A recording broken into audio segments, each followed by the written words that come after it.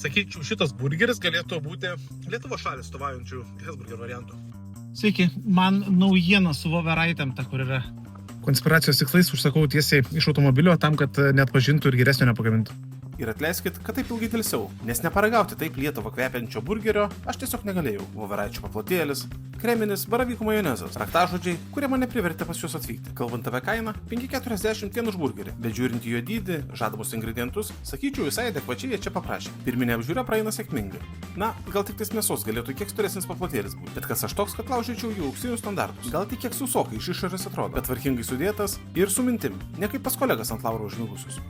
Šiaip iš pirmo žvilgsnio, atrodo, žinokit, tikrai neblogai. Pirmi kąsniai ir pykit ant manęs nepykę, bet man patiko. Bet tai koks tu maisto ekspertas, jeigu tau patinka toks šūdas? O man gali patikti, nes aš ne ekspertas, o mėgėjas. Nežinau, ar jaučiu atskirai voveraitę, bet grybų poskonis nepaleido viso valgio metu. Užskaitau, žinokit. O iš to voveraičių paplotėlio lyg sūris išbėgo. Tad baimė dėl sausumo irgi išgaravo. Apibendrinant, tikrai grybais dvelkiantis, daržovėm praturtintas, na kur ir pomidorai ir salotas jauti, o kai prie grybų prisijungia šoninis poskonis, pasirodo visas jo potencialas. Galėtų ir nuolatiniam Lietuvos meniu atsirasti. Visai, manau, populiarus būtų.